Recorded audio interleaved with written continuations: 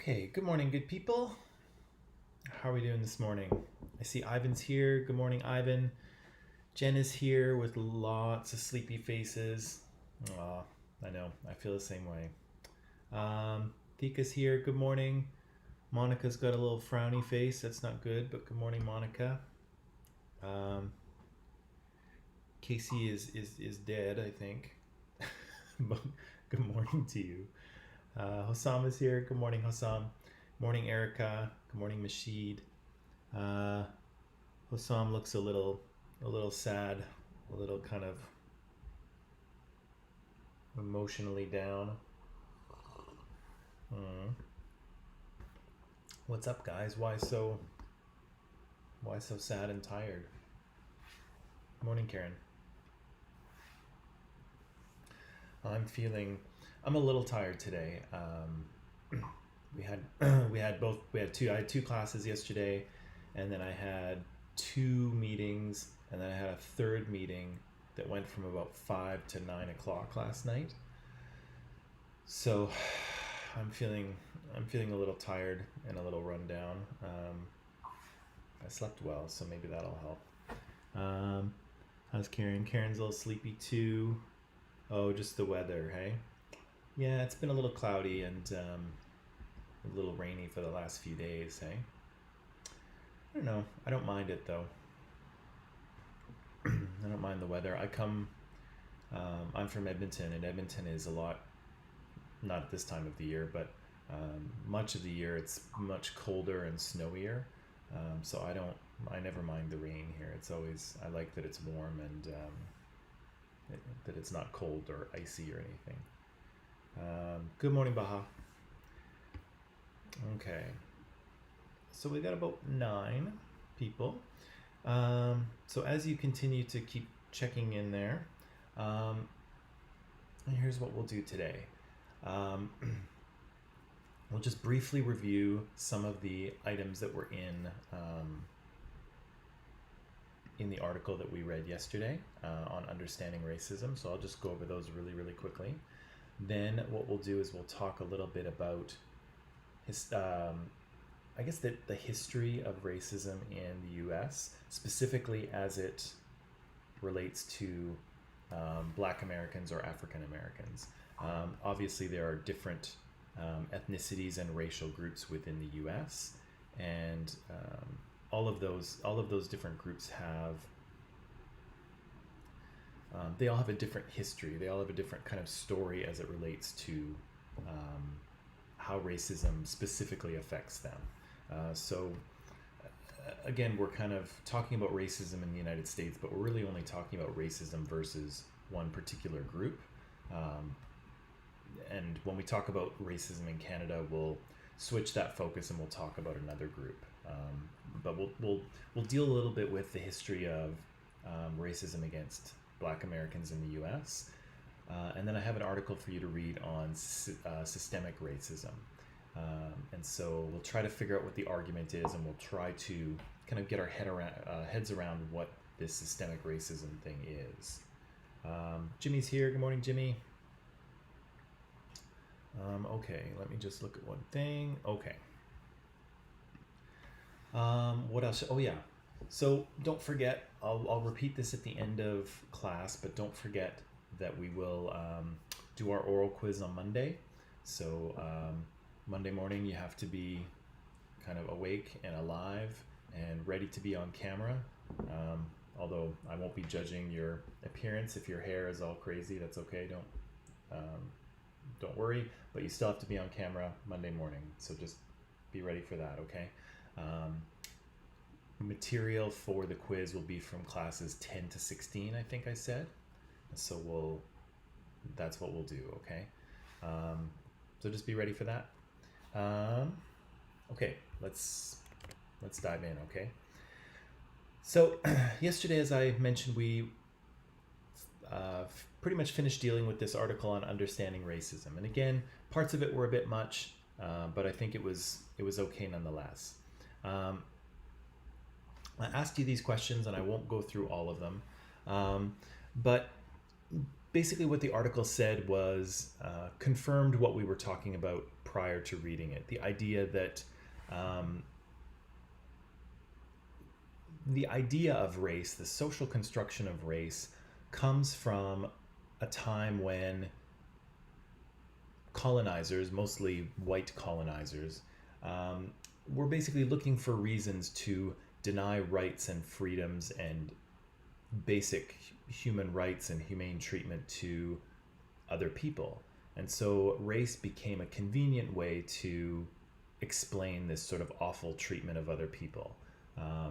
It became easier for people to own slaves, for instance, if they felt that those people were less than them or even less than human. And so racism is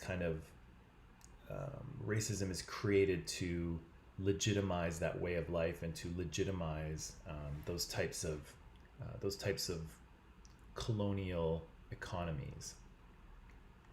We talked a little bit about race-based societies and the idea that race-based societies feel very strongly that racial differences originate in biology, and that the physical markers of those racial categories, so whether it's skin color or whether it's the shape of people's eyes or hair or whatever it is, that those physical characteristics identify you as belonging to a race. Okay, and basically every word of that statement is wrong. Race is not a biological thing, and the sort of characteristics that our eyes see and that sometimes we want to give a lot of meaning to, genetically speaking, don't make much of a difference. Okay, race-based societies felt that every race had a distinct culture, but that's ridiculous, right? Because again, races are social constructions; they're not biological realities, and even within one social category, within one racial group, good morning, Krish, there's a huge number of different cultures. And we also know that culture is transmitted from generation to generation by teaching, right? It's not biological, right? If culture was biological, that would mean that people were born with their operating system already installed, right? Remember when we talked about humans as computers and culture as their operating system? Saying that each race has a distinct culture and that those, yes, saying that is saying that people are born with their software already installed, and we know that that's not the case. Race-based societies feel that racial differences are meaningful and unchangeable. Both of those things are not true, right? In terms of biologically speaking, racial differences are not true because there really aren't any significant ones. Race-based societies feel that some races are naturally inferior.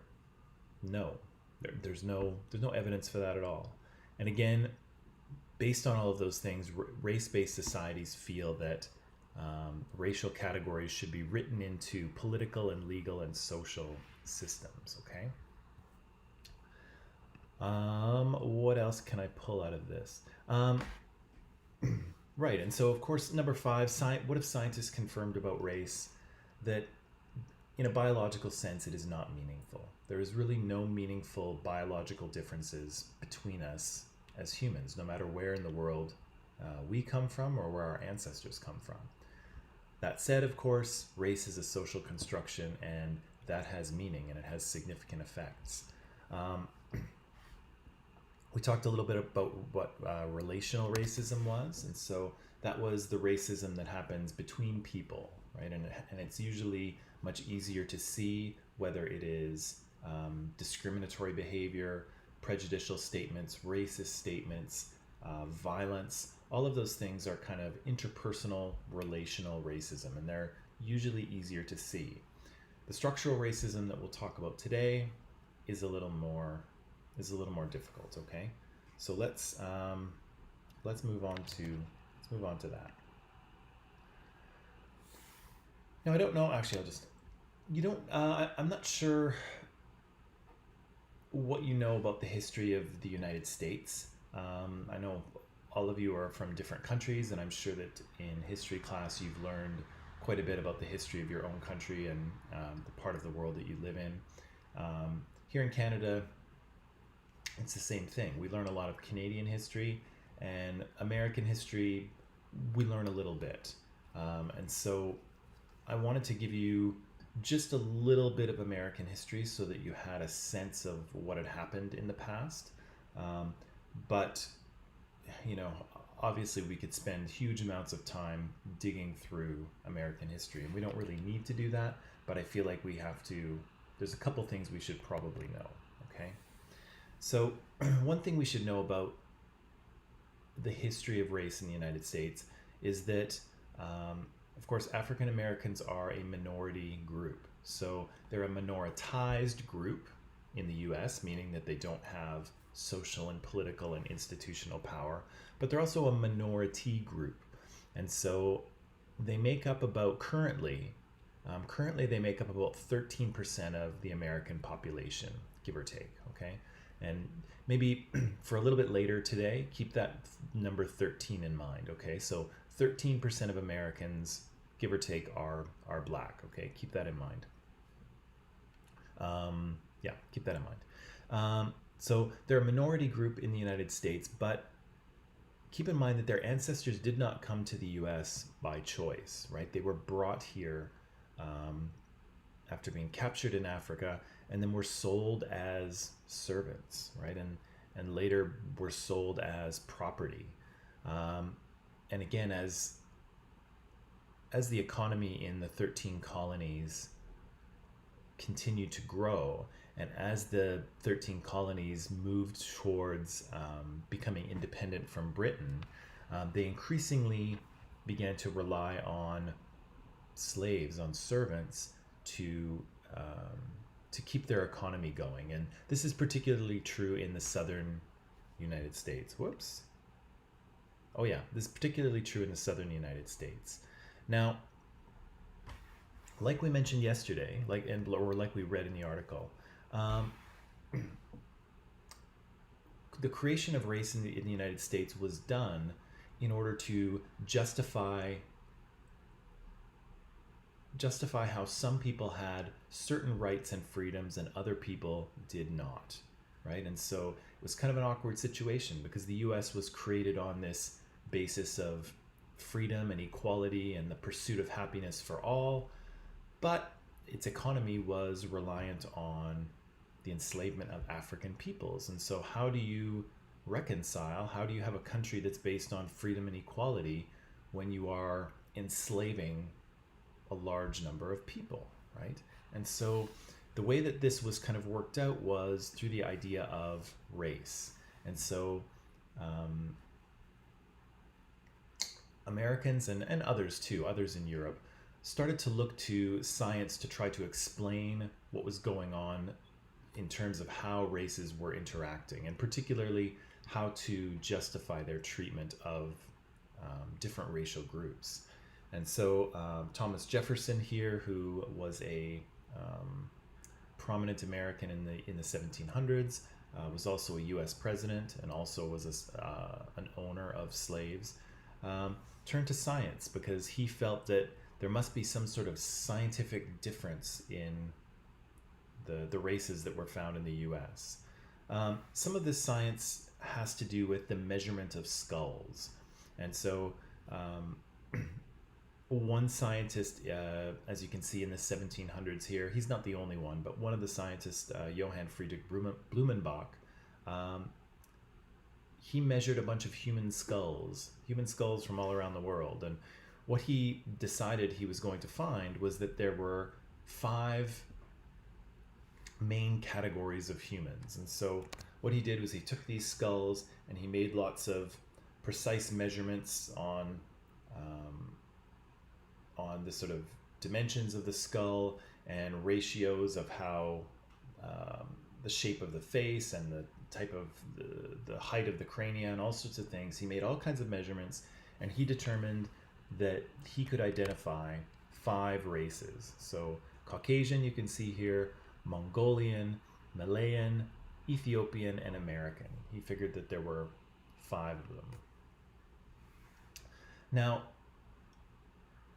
the racism is kind of here from the start, and this is where the science is kind of going wrong already, because the scientists who are doing this type of research have very strong beliefs about races at the beginning, and so they're not going into their scientific explorations open-minded. They actually kind of know what they already believe, and so Blumenbach here had what they call a degenerative hypothesis. And so, um, as you can see here, he has a very Christian background and he believes in it very strongly.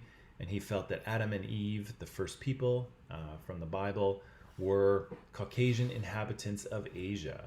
And all of the other races were actually the result of a degeneration of Adam and Eve's Adam and Eve's descendants. And so the sort of descendants of Adam and Eve, some of them had a poor diet, or they were exposed to too much sun, and so they got burnt. Uh,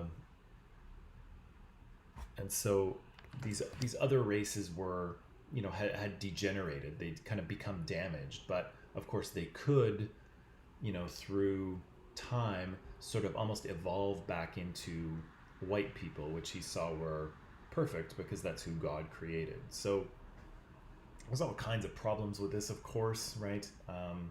There's the biblical element. There's this idea that people are darker skinned because they're just burnt by the sun, but they can turn back, and it's all bizarre, right? It's all bizarre, and it's not true. And so, but regardless, the science was used to support racist practices within Canada. And so craniometry, which is the science of measuring skulls, which is what Blumenbach did, was used by the Americans to do just that, to justify their position in power and the Africans' position in servitude, right? So the idea was these people weren't enslaved because we enslaved them. They were enslaved because, obviously if you just left them on their own, they wouldn't be able to survive on their own, right? They weren't smart enough or hardworking enough. Again, there's obviously no truth to that, but that's what people believed. And so the science kind of continued, and it continued to prove kind of the exact things that people already believed, that white people were superior, both intellectually and culturally, and that people of other races were less than that. Okay. There was also this thing called phrenology, if you will. Phrenology was the study of the inside of the skull, and so the idea is that based on how the brain was shaped, you could tell things about the character of that person. And so phrenology here kind of divided up the inside of the skull into a bunch of different areas. Good morning, Manish. Divided the inside of the skull into a bunch of different areas, and it said that based on kind of the shape of the inside of the skull, you could tell whether, I'll go back here so you can see, you could tell whether a person was inquisitive, or whether they were cautious, or whether they were benevolent, or hopeful, or conscientious, or funny. And so these phrenologists were looking at the inside of skulls, and they thought they could see what sort of personality characteristics the person had. There's no evidence for this at all. You can't do that. The bumps on the inside of your skull don't tell you anything about someone's personality. And so again, we have this kind of pseudoscience, this false science that allowed people to think that they could biologically describe how people were and organize them in some sort of hierarchy. But it doesn't work. It's bad science, and there's no truth to it at all. And so sometimes you'll still see things like this. Sometimes even if you go to Winners, by the way, if you go to Winners and look in their home decor aisle, sometimes you'll find things like this. And it's based on this disproven idea of phrenology, the idea that based on the shape of your brain and your skull, you can tell things about people's personality and characteristics, which of course you cannot. So again, in the US, even though race had no biological foundation, science thought that they were proving that there was. And so as time went on in the 1700s, people began to absorb this belief. They began to absorb the fact that white people were more intelligent and had stronger, better characters. Other races did not. Other races were less than. And so as a result, you see that race as a concept starts to enter the legal documents of the United States very early on, right? And so the term white first appears in late 17th century colonial law.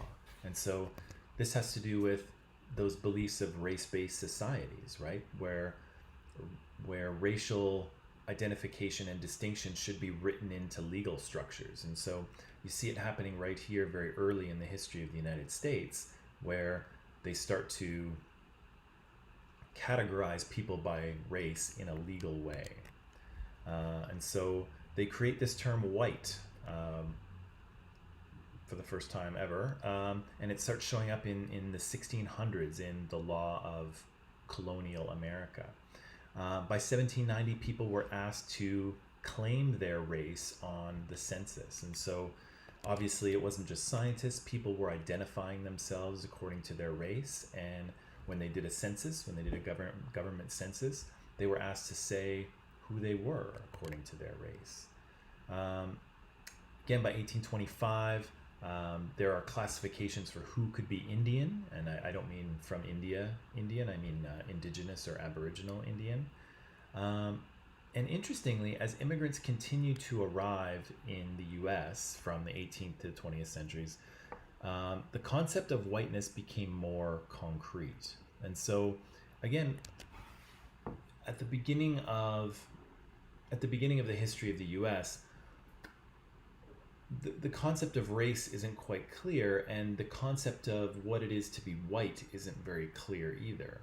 And so these kind of categories and ideas evolve as the United States grows, and some people try to hold on to their political and economic power, and some people are excluded from that political and economic power. And again, it starts to separate itself out according to the color of your skin. But not just that. I have a video that I sometimes show the class, and I won't show it to you now because we've got better things to do. But in the video, they discuss the idea that even what it is to be white changed over time within the United States. And so very early on, whiteness meant just British people, just Anglo-Saxon British people. And so people that immigrated to the United States from Ireland or from Italy or from Eastern Europe, all of those people were not considered white. And so sometimes they got put into a category called non-white. But then, depending on what kind of immigrants the US wanted or needed, sometimes those people would be included later. And so nowadays we think of Irish people as white, but interestingly, earlier in the history of the United States, they were not. They were not considered white.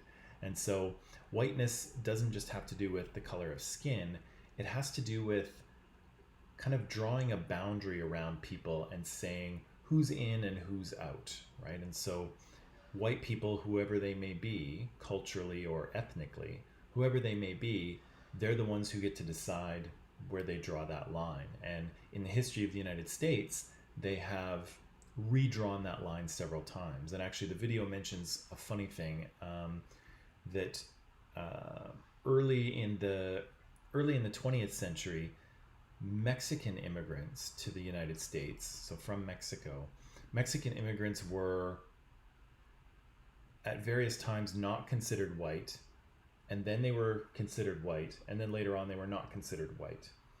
And so their race kept changing. there were also racial distinctions that were made going from state to state. And so many states, particularly in the southern United States later on, they had what they called a one drop rule. And so if you were trying to figure out your race, in many states in the southern United States, your you would be considered not white if you had one drop of blood from a black ancestor. So if you have even one black ancestor in your family tree, a great grandparent or a great great grandparent, even if you have just one, you are. Oh, it's gonna get loud here for a second. Shoot. One sec.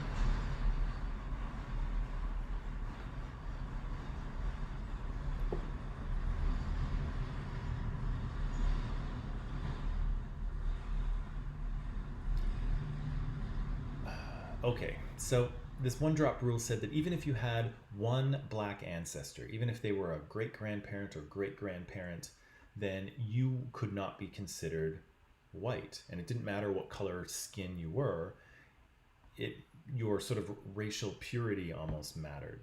And so, strangely, if you were someone in the United States who did have a black ancestor somewhere in their family tree, strangely, you could actually change races just by going from state to state, right? You could be considered not white in Texas, but then you could go to Montana and you'd be considered white.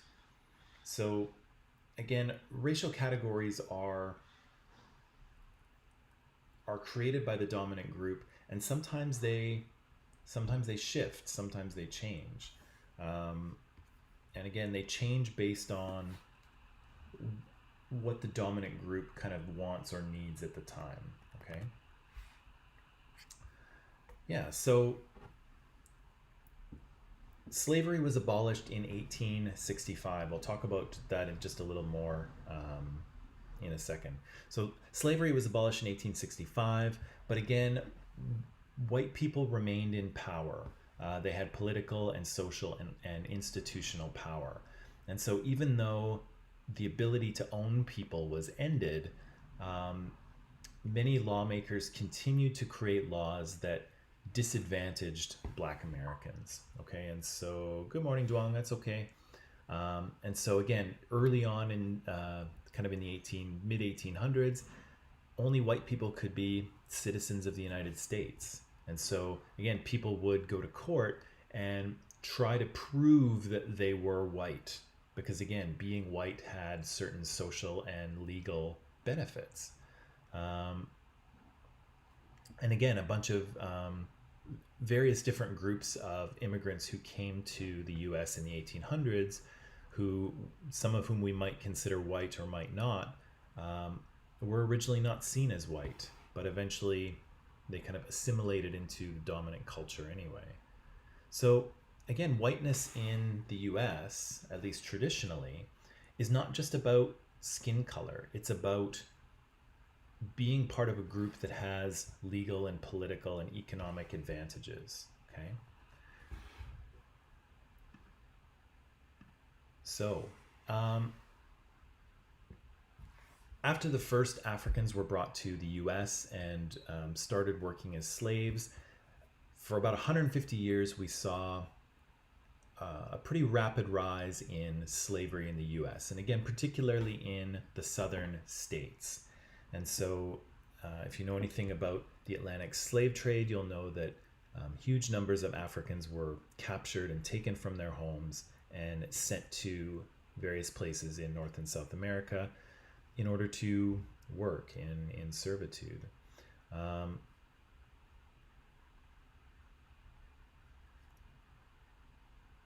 Yeah, and so that pattern continued for quite some time, and so not just racism, but actual slavery is kind of a major part of the history of the United States. Okay, it's not something that happened for 2 years once in the past. It actually was in existence for hundreds of years, and so there's a very strong historical element to this form of oppression. This actually became an issue eventually in the mid 1800s. leading to the American Civil War. And so the northern states and southern states in the United States actually fought each other, and they fought each other over a number of different topics, but one of them was whether people should be allowed to keep slaves. And so the northern states wanted to abolish slavery. The southern states did not. And so the southern states fought to keep their right to continue to own slaves. In the end, of course, the North will win the Civil War. And slavery, blah, blah, blah, sorry, I can't talk. Slavery will be abolished by Abraham Lincoln in about 1865. But again, that's not, as we already know, as I think we already know, that's not the end of it, because any type of oppression you're dealing with, whether it's racism or sexism or heterosexism or religious oppression, it doesn't just exist legally. And so you can't legally outlaw racism, because racism happens based on what people think and feel. And so again, even though slavery was abolished in 1865, there were still massive problems with racism in the US. And again, US lawmakers continued to pass laws to ensure that Black Americans were their rights were restricted. And so they became very much second-class citizens for quite some time. Jumping forward to 1964, we have the Civil Rights Movement. And so if you've heard of people like Malcolm X, if you've heard of people like Martin Luther King, those two are very strongly identified with the Civil Rights Movement and the push for equality within the US. Very sadly, both of those prominent leaders were murdered. They were assassinated. Malcolm X first in, I think, 1964 or 63, and Martin Luther King in 1968. Fortunately, however, their efforts were certainly not in vain. A Civil Rights Act was passed in 1964 that bans discrimination based on race and color and religion and so forth. But again, as we know, you can't just pass laws against racism. There's more that needs to be done. Okay, that brings us to the article that I would like you to read. And so this article is America's Long Overdue Awakening to Systemic Racism. And so the picture I've tried to paint for you here is the things that we see happening in the United States right now, the massive demonstrations, the expressions of anger and frustration are not the result of last week's events or the weeks before's events. This is something that has been going on for Black Americans for literally hundreds of years. And so there's a very long history of oppression, and again, there's a long history of frustration and anger and pain and sadness. And so all of these things are kind of bubbling over at the moment. And so what you see is the result of very persistent structural inequalities for hundreds of years. And so, you know, the things that happened in the past have not, the country has not healed from yet. And so, again, the protests are evidence of that. Okay. So before we talk about this article, do you have any questions for me on what I just sort of explained? Does it make sense? Did you kind of know that stuff already? Did you not? Is there something that I said that you would like me to explain a little better? Is there something you disagree with? Do you have other questions connected with these things? What do you think? Give me some feedback here and tell me what you think about that very short explanation of the history of the United States as it relates to Black Americans and slavery.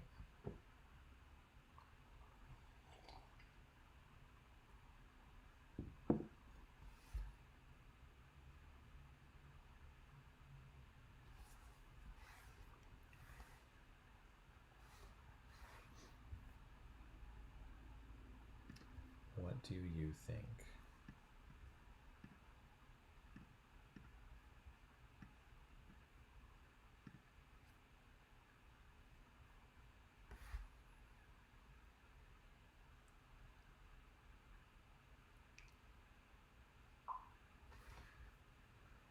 So Baha doesn't think anything in the morning. Okay, so are you saying everything I did was a waste? It just bounced off your head, Baha, and didn't go in? Ugh, man. Assam is good. KC is all good. Yeah, okay, good.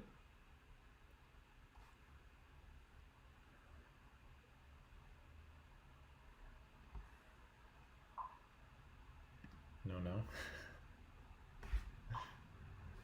Karen's okay, all right. Sheet is good, okay. And again,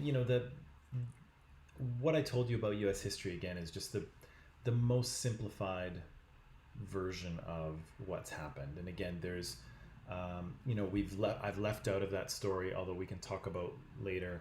I've left out Jim Crow laws, which you may have heard of. I've left out the KKK, the Ku Klux Klan, and white supremacy groups. I've left out people like Rosa Parks and Harriet Tubman.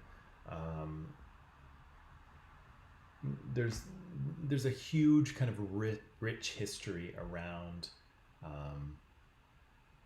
Black Americans and around their experience within America, and how they have sort of persistently had to fight for even basic equality. And again, as we're going to talk about shortly, we're still not there, which is a little bit frustrating.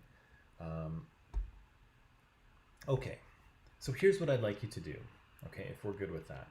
I have an article that I posted for you on Microsoft Teams, and it's under the files section, and it's called America's Long Overdue Awakening to Systemic Racism. Okay, so it's not a very long article, it's a few pages long. I think it was just published yesterday, so it's okay. Krishna's good, all right. I think it was just published yesterday, so it's very current. It's very tuned into what's happening at the moment. And I would like you to do this. I would like you to read the argument. Not read the argument, yikes. Read the article. Read the article and then determine what the author's argument is. And so what's their conclusion? What's the sort of main thing that they want us to believe after reading this article? And then how do they support that conclusion? What are their premises? Okay, so again, using our critical thinking skills, finding the argument and finding the conclusion and premises that make up that argument. Second, I want you to look at how does the author identify systemic racism? And so specifically what I'm looking for is, what's the evidence of systemic racism? How do we know? You can't open it. Okay. How do we know that systemic racism is happening? What's the proof? What's the little flag that comes up and tells us that we have a problem with systemic racism? Okay. And the third thing I'd like you to do, and I don't know what the result of this will be, is I'd like you to do just a really quick internet search and see if you can come up with some data that also suggests that systemic racism exists in the US. Okay, so 3 things: find out their argument, determine what their argument is, identify the evidence of systemic racism. So how do we know systemic racism is happening? And again, there might be a little bit of overlap between questions 1 and 2, but that's okay. And third, can you Google search a piece of data that also supports the idea that systemic racism exists in the US. Okay, just 3 things. Now I'm just going to check this file. Oh, it's actually, okay. Okay, Baha, it opens okay for me. I'm going to put it in student portal right now as well. And maybe that will solve your problem. So, okay, so here's what I'll do, people. Here's what I'll do. I would like you to read this article and answer these questions, and then we'll come back and talk about them, okay? So I'm going to give you 20 minutes. 20 minutes to read the article, answer these questions. Don't forget to type them out. And then we'll come back and discuss them, okay? I'll put the counter up here, and I will post the article in student portal as well, so it'll be in both places, okay? And I'll post these questions in Microsoft Teams as well. Okay, so go to it.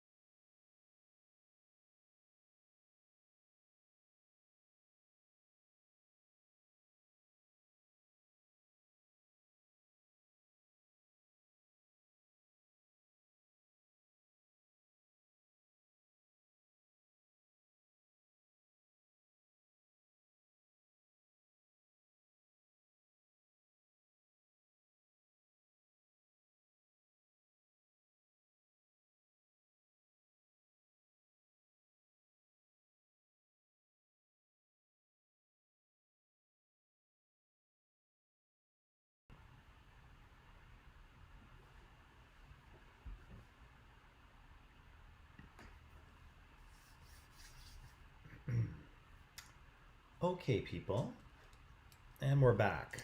So, first question for you is how did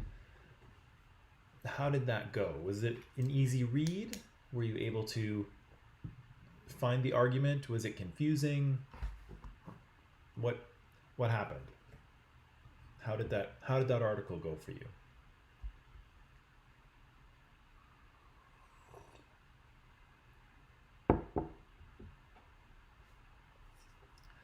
How'd that article go for you?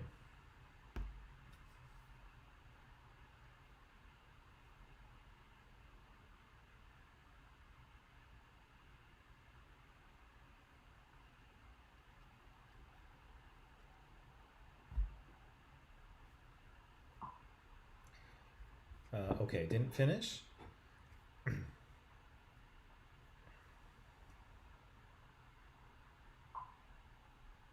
You too? Okay. Okay.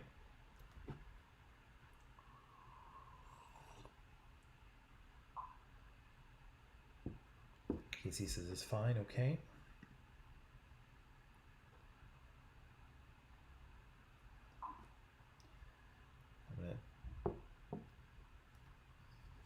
I'm not sure, Erica, if you're me tooing KC or if you're me tooing Karen and Baha, but um,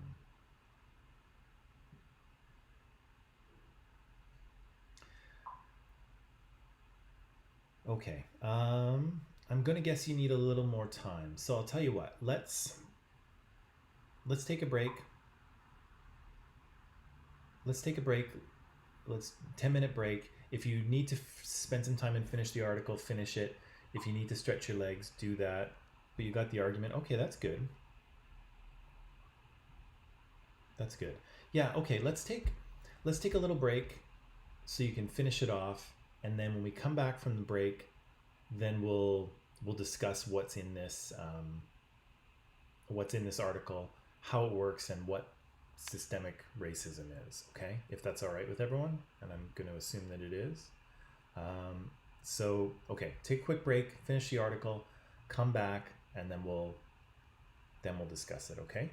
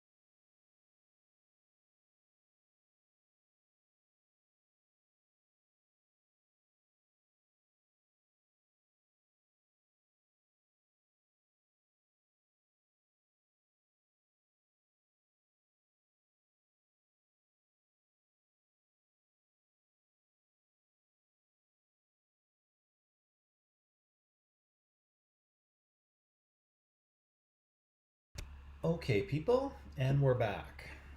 So, this article I think is, well, never mind. I won't say what's tricky or not. Let's just kind of dig into it and see what we see, okay? Now, sorry, there's a garbage truck in the alleyway. The first thing I'm asking you here, of course, is what's the author's argument? What's their conclusion? So, give me the conclusion first. What do you think the main idea of this article is? The thing the author is trying to convince us of. Who is the author here anyway? Justin Warland. Okay. What is Justin trying to convince us of? What's the main point of his argument?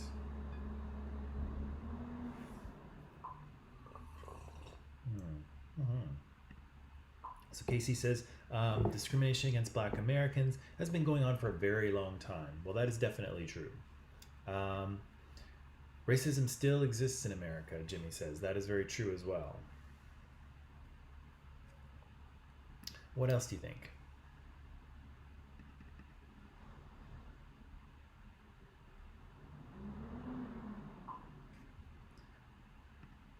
Systemic racism against Black Americans exists. Good.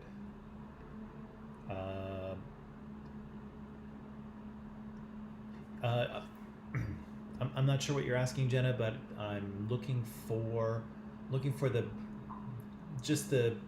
one thing that the author wants us to believe from this argument. So the main idea, the main part of their argument. Baha says racism is in the root of Americans and needs lots of time to change it. Okay. What else do we think?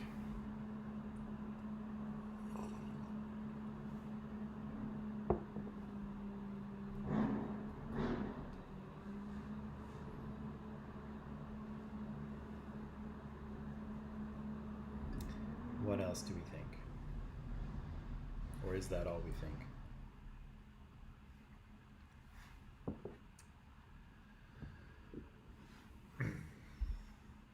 Okay, so what do we have here? We have discrimination against Black Americans has been going on for a very long time, that racism still exists, that systemic racism against Black Americans exists, and that racism is kind of in the root of America and needs a lot of time to change. I think, we think a lot. Yeah, so I think you're correct. I think you're correct in saying that the author is arguing that racism is a thing. It's still a feature of American life, specifically systemic racism. And I think I'm going to throw in there the idea that the result of that racism has negatively impacted Black Americans in a very significant way. I kind of think that the author states the conclusion right here. I think this is where Justin Warland says exactly what he means. And he says this, if you'll recall. He says that centuries of racist policy, both explicit and implicit, have left Black Americans in the dust physically, emotionally, and economically. To me, that sounds like the clearest statement of his conclusion to me. That's I think what he's arguing, and I think that's good. I think you've picked up on that, the fact that racism is still a feature of American society. And again, he goes on in the article and he makes a distinction between what we know to be relational racism and structural racism. And relational racism, where people, very clearly express their racial prejudices or say hateful things, that's kind of decreased from where it was decades ago. It's not quite as obvious in the streets in everyday interaction. But the systemic racism is still there, and again, it has very significant negative effects for Black Americans. So what did you think about for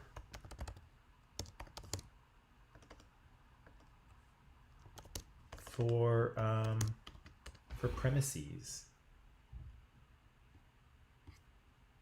What did you think about for premises? What supporting evidence does Justin Warland give to demonstrate to us that racism is still a critical issue in the United States, and that Black Americans are severely disadvantaged by that systemic racism? What kind of evidence does he offer us?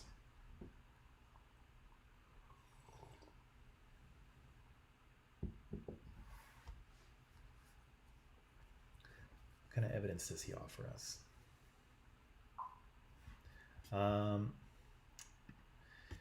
So Justin Warland says that many of the jobs that Black Americans work is actually below a living wage, and so they're actually not making enough to fulfill their basic needs, right? They're not able to pay for basic rent or food or clothing, right? And that's a huge problem, right? That's a huge problem when a significant percentage of your population can't afford the basic necessities to live. And it's a particularly difficult problem when one racial group is overwhelmingly affected by that.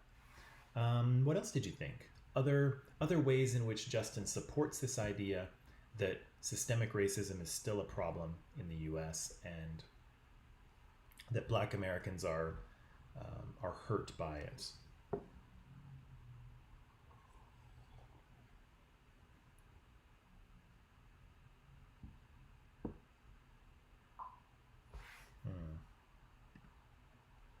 Trump and high administrators deny clear discrimination and act arrogantly. Yeah.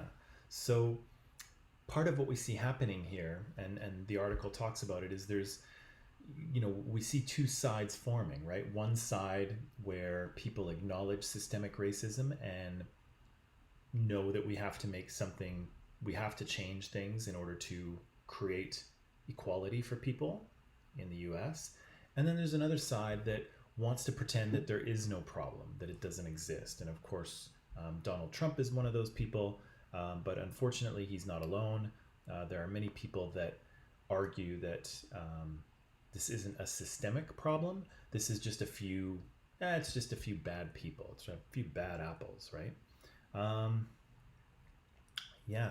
Health outcomes are more negative for Black families, right? I'm gonna come back to that one, Baha, but I want to see more from people, more.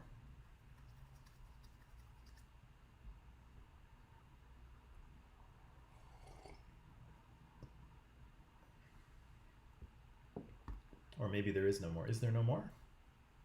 Do you guys have no more for me? Come on. More stuff. Give me more stuff.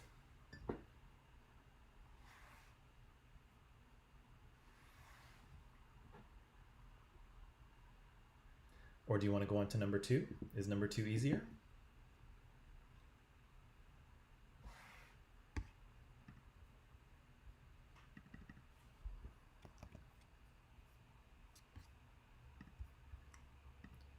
Okay.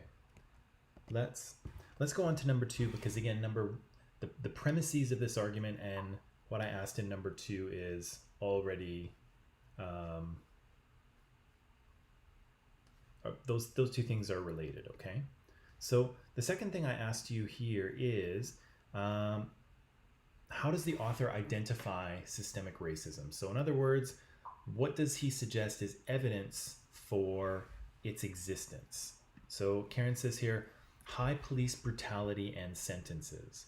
Yeah, so the author, I don't think we have any numbers, but the author suggests that Black Americans are much more likely to suffer police brutality, right? And we have seen that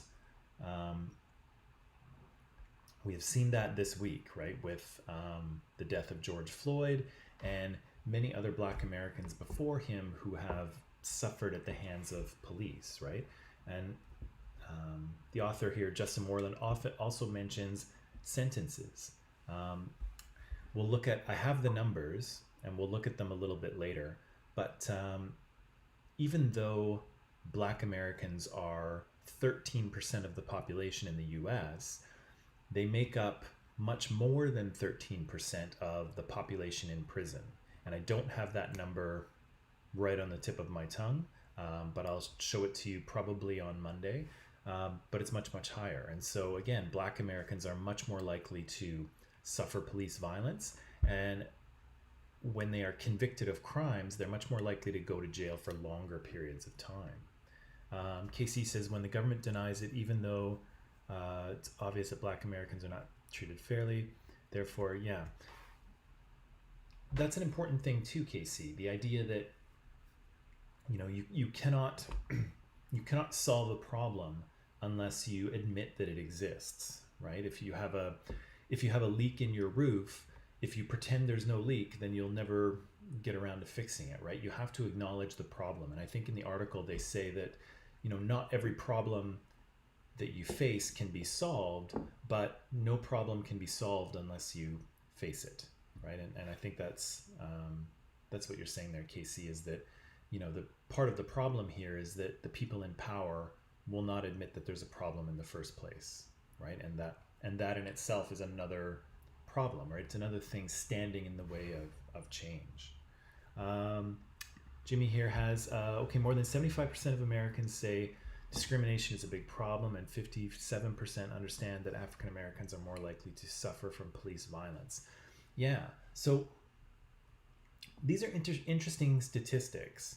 And it shows us, I think, that people are becoming more aware of systemic racism, more than they were even a few years ago. And so people are starting to understand that this is an issue, okay? Let me throw a few things into this chat and see what you think, okay? Have a look at this. So Justin Warland here says, where did my...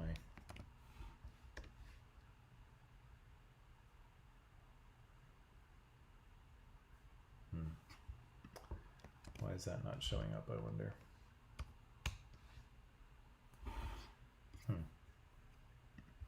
Sorry, I'm just trying to put something in the live chat and it is not going in there. Let me try it here. There we go. So in the article, Justin Warland says that Black women are 3 to 4 times as likely as white women to die in childbirth, right? So women having a baby and who die in the process, Black women are much more likely to die than white women. And again, access to healthcare is part of this as well. So in the US doesn't have universal healthcare. People have to buy their own health insurance. And so in many cases, you know, your ability to afford health insurance is connected to how much money you have, right? And so, but we already know from earlier that, sorry, I'm just going back here. We already know that many Black Americans don't even have access to a living wage, right? And so if you don't have access to a living wage, you can't afford health insurance. And if you don't have health insurance, your ability to access health services when you need them is far more limited. And so any type of health issue that you might have is going to be made worse by the fact that, by the color of your skin, because again, you belong to a group that generally has less money, right? Sorry guys, my comment thing is malfunctioning here and I don't know what's going on.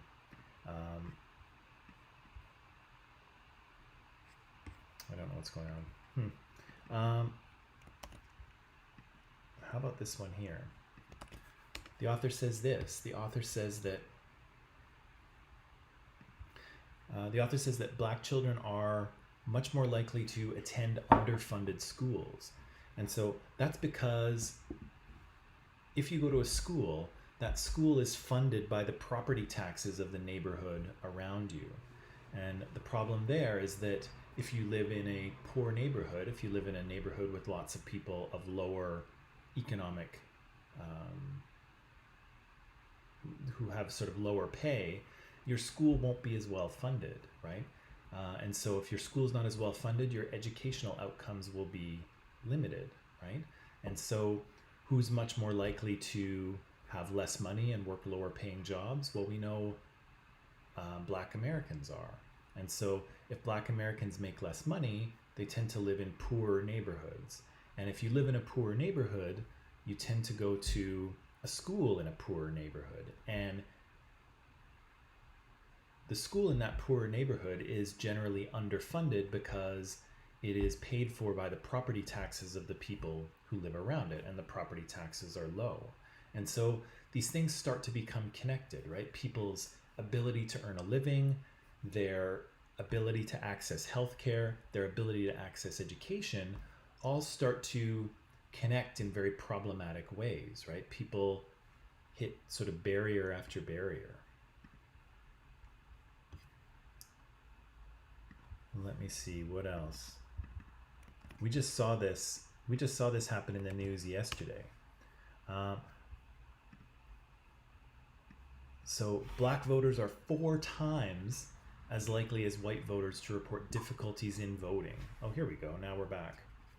I'm not sure really what happened there, but yeah, so black voters are 4 times as likely as white voters to report difficulties in voting or engaging in politics. And we saw that in Georgia. If you look in the news yesterday and the day before, voting stations in black neighborhoods tended to have much longer lines to vote, and they tended to have more problems with their voting machines, whereas voting stations in white neighborhoods tended to have short lines. And so if you lived in a white neighborhood, it was far easier for you to vote than it was in a black neighborhood, right? That's a big problem because people have differential access to the political process. The other thing is that in the United States, when you go to vote, your employer, if you're working, your employer has to let you go and vote, but they don't have to pay you while you're gone. So if you are in that group that has no access to a living wage, so if you're not making very much money and you want to go and vote, maybe you can afford to spend an hour and go and vote. But if you have to wait in line for 6 or 7 or 8 hours just to vote, you can't afford it, right? Because you'll miss an entire day of work to vote, and you're already making below, you already can't afford your rent and your food and your clothing. And so are those people going to go and vote? Less likely, right? So they become disadvantaged that way as well.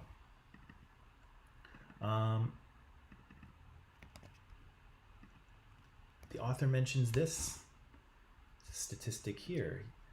He says that the average black household is worth $17,000. And so the amount of money that these people have to their name, their net worth is $17,000. Well, in 2016, the average white household was worth 10 times that, right? And then even more recently, we see that with the COVID-19 crisis, black Americans die from COVID-19 at twice the rate of white people. So double the amount of black Americans die from COVID-19 as opposed to white Americans. And so what we should kind of be noticing here is that this is the evidence of systemic racism at work. And this is how we know that we have a system problem. We have a systemic problem. Because when you just have a few racists, when you just have a few bad people, then you have a few bad incidents, right? You have hate crimes, or you have conflicts here or there, or you have a bad police officer that you have to discipline.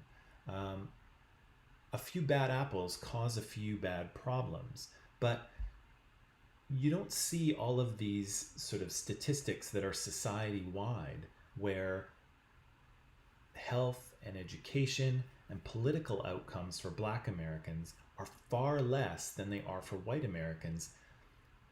You can't create those sorts of patterns. You can't create those sorts of statistics with a few bad people, right? A few bad people cause a few little problems. But when you see numbers like that, when you see entire societies where some people consistently have less than others, that shows that you have a problem with the system, right? You have an issue with the system.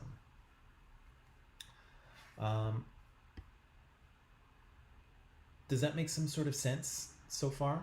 Are you still out there? Give me a thumbs up or a thumbs down or a something, so I know that you're still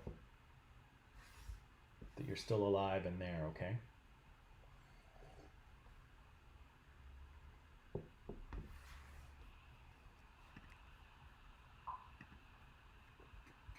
Okay, so Sam's still alive in there. Casey's still there. That's good. Pika's still there. This is one of the shortcomings of using YouTube, is that I can't see you, and so I have to I have to use my imagination and hope that you are, still paying attention and looking at me and listening to me. But sometimes it's hard to imagine. So Machine's still there. Ba's still here. Okay, Karen's still here. Okay.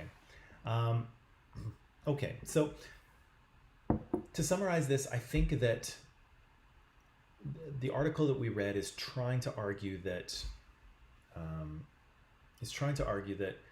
racism continues to be a problem in the United States hundreds of years after it began, and much of the racism that exists is not so much relational, but it is systemic. It is structural. It is part of the way that the machine of American society actually works. And again, how do you know it's happening?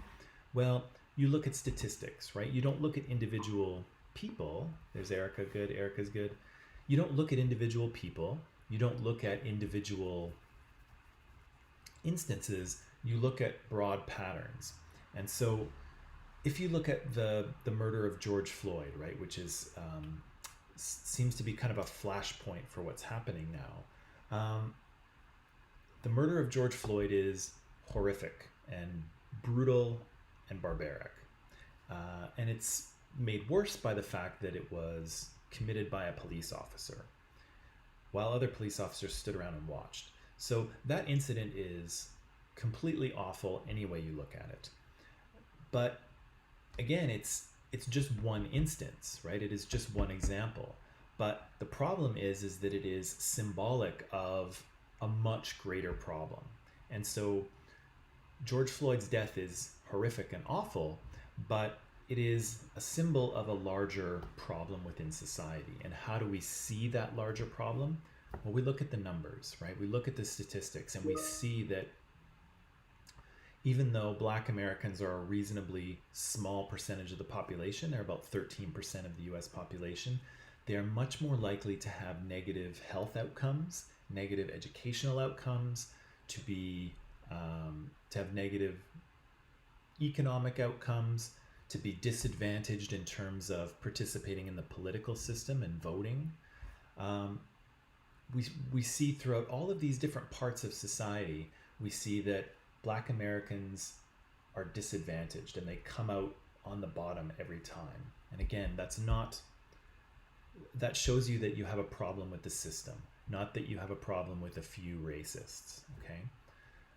So that's kind of how we can see systemic racism or any kind of systemic oppression. That's how we can see it happening. We look at all of society, and we look at the broad trends, and we see who is being advantaged and who is being disadvantaged. And in the US, the numbers are very clear that Black Americans are disadvantaged, and they're disadvantaged in all of these different ways. And so again, they are like a fish swimming upstream. There are huge numbers of obstacles to simply just trying to live your life in America. Um, you know, even 160 years after the end of slavery, still problems persist, right? And the solutions aren't simple. Okay, so we're just about out of time. We have 3 more minutes. Um, don't forget, quiz on Monday on classes 10 to 16. If you haven't sent me your micro paper yet, please do today. I know that I've gotten a bunch by email and I think a couple by Microsoft Teams, which is great. Keep them coming. You can send them to me either way. You can attach them to a Teams message or you can email them to me, whatever you choose. I'm good with. So quiz, micro paper. We'll continue talking about this on probably Tuesday. We'll continue talking about this on Tuesday. We'll look at a few more statistics, and then we'll explore how racism and systemic racism plays itself out in Canada, because Canada has a racist history to it as well. And again, that racism has not disappeared. It is still here, and it's still affecting the lives of others. So I think I will leave it there. For some of you, I'll see you in 10 minutes in comparative cultures. For the rest of you, thank you so much for being here today and for participating in the live chat. I hope you have a really good weekend. Enjoy yourselves. Try to relax a little bit, sleep in, and I'll see you Monday morning. Okay, so bye.